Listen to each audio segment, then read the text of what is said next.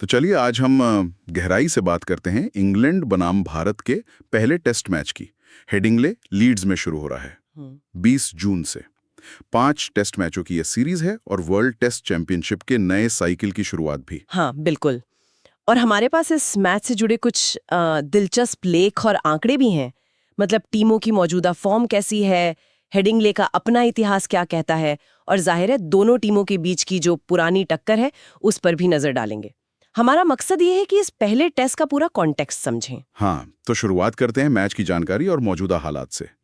पहला test Headingley Leeds में 20 जून से 24 जून। इंग्लैंड की बात करें तो बेन स्टोक्स की कप्तानी में अपने घर पर खेल रहे हैं और उनका रिकॉर्ड भी काफी मजबूत है। पिछले 8 में से 60 टेस्ट जीते हैं उन्होंने। सही है, लेकिन उनके तेज गेंदबाजी में कुछ चिंताएं दिख रही हैं इस बार। हाँ, ये एक अहम बात है। देखिए, मार्क वुड नहीं है, जोफ्रा आर्चर भी चोटिल है, गॉस एटकिंसन भी बाहर है। इसका मतलब है कि अनुभवी क्रिस वोक्स पर जिम्मेदारी काफी बढ़ गई है। लेकिन वो एक्सप्रेस स्पेस वाली बात वो शायद मिसिंग रहेगी। अच्छा। और उनके साथ युवा स्पिनर शोएब बशीर अपना डेब्यू कर रहे हैं, तो ये एक दिलचस्प चयन है, कह सकते हैं। बिल्कुल। दूसरी तरफ है भारत। शुभमन गिल कप्तान, ऋषभ पंत उप कप्तान। ये वाकई एक नया दौर है ना। कोहली और रोहित शर्मा के बिना, और पंत का वो बयान भी तो था कि अब एंडरसन और ब्रॉड का सामना नहीं करना पड़ेगा, वो अच्छा लग रहा है। हाँ, वो काफी चर्चा में रहा और ये दिखाता है कि कैसे एक पीढ़ीगत बदलाव आ रहा है टीम में। अब ये बदलाव मैदान पर कैसे दिखेगा, वही देखने वाली बात होगी। अच्छा, और हेडिंग्ली की बात करें, भारत का इतिहास कैसा रहा है वहां? हेडिंग्ली में भारत का रिकॉर्ड काफी मिला जुला रहा है, मतलब उतार चढ़ाव वाला। 1952 से अब तक 60 टेस्ट खेले हैं, जिसमें से 2 जीते, 4 हारे और 1 ड्रॉ रहा है। हाँ, मुझे याद है। एक जीत 1986 में आई थी कपिल देव की कप्तानी में, और फिर 2002 वाली तो खैर कमाल ही थी। हाँ, वो तो यादगार जीत थी। सौरव गांगुली कप्तान थे, पारी और 46 रन से जीते थे। द्रविड़, तेंदुलकर, गांगुली तीनों के शतक थे शायद। बिल्कुल, तीनों ने शानदार बल्लेबाजी की थी। हाँ। लेकिन फिर देखिए 2021 में क्या हुआ। हाँ। भारत को वहां पारी से हार मिली। पहली पारी में सिर्फ 78 रन पर पूरी टीम आउट हो गई थी। तो ये मैदान कभी भी कुछ भी कर सकता है। सही कहा। और इसकी एक बड़ी वजह है वहां का मौसम और पिच। अगर बादल छाए हों तो शुरू में तेज गेंदबाजों को काफी मदद मिलती है, स्विंग होती है। लेकिन जैसे जैसे खेल आगे बढ़ता है, पिच बल्लेबाजी के लिए बेहतर हो जाती है कई बार। तो टॉस और पहले दिन का खेल काफी अहम हो सकता है। बिल्कुल। तो फिर इस बार के मुख्य मुकाबले क्या लग रहे हैं? किन चीजों पर नजर रहेगी? देखिए, सबसे पहली बात तो इंग्लैंड की गेंदबाजी ही है। एंडरसन और ब्रॉड के जाने के बाद वोक्स तो हैं, लेकिन उनके साथ कौन होगा? ब्राइडन कार्स या मैथ्यू टंग? अनुभव थोड़ा कम है।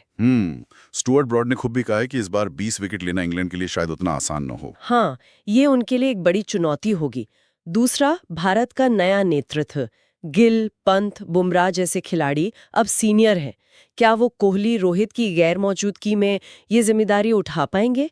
तीसरा, हेडिंग्ले की शुरुआती स्विंग। भारतीय बल्लेबाज, खासकर जो टॉप ऑर्डर है, गिल, जायसवाल, राहुल, वो इसे कैसे खेलते हैं, ये बहुत जरूरी होगा। हाँ, ये तो है। और चौथा, अगर पिच बाद में स्पिन लेती है, जो हेडिंग्ले में हो सकता है, तो क्या शोएब बशीर, जो अपने पहला ही मैच खेल रहे हैं, वो इंग्लैंड के लिए कोई सरप्राइज पैकेज साबित हो सकते हैं? ये भी दिलचस्प रहेगा।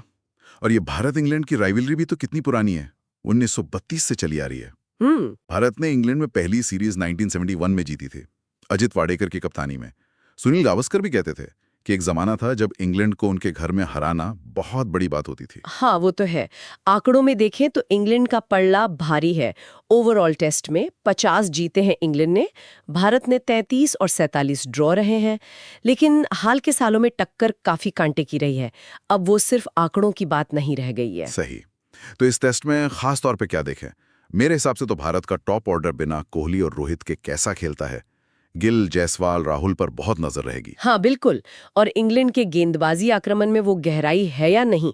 क्या वो सफेले, वुड और आर्चर की कमी पूरी कर पाएंगे? और पिच का मिजाज 5 दिन कैसा रहता है? हाँ, वुडी, शुरुआती स्विंग बनाम बाद की स्पिन, ये देखना होगा। और जाहिर है गेम चेंजर्स, भारत के लिए जसप्रीत बुमराह। हाँ, बुमराह तो है ही। और इंग्लैंड के लिए शायद शोएब बशीर, क्या वो अपनी छाप छोड़ पाएंगे? इन खिलाड़ियों पर नजर रखनी होगी जो अकेले मैच पलट सकते हैं। तो संक्षेप में कहें तो हेडिंगले टेस्ट एक ऐतिहासिक मैदान पे हो रहा है और दोनों टीमें एक तरह से बदलाव के दौर से गुजर रही हैं। भारत नए लीडर्स के साथ, इंग्लैंड अपनी बॉलिंग की नई पहेलियों के साथ। रोमांचक क्रिकेट की उम्मीद तो है ही। बिल्कुल। और अंत में एक सवाल शायद सोचने के लिए छोड़ सकते हैं हम। आंकड़ों और जो मौजूदा चुनौतियां हैं उनसे हटकर अगर सोचें, एक ऐसे मैदान पर सीरीज की शुरुआत करना जहां भारत का प्रदर्शन इतना ऊपर नीचे रहा है, ये दोनों टीमों के जो युवा कप्तान हैं या कहें कि नया नेतृत्व है, उन पर मनोवैज्ञानिक रूप से कैसा असर डालेगा? ये एक अच्छा पॉइंट है। क्या ये दबाव उन्हें बेहतर करने के लिए प्रेरित करेगा या फिर गलतियां करवाएगा? ये भी इस मैच का एक दिलचस्प पहलू होगा।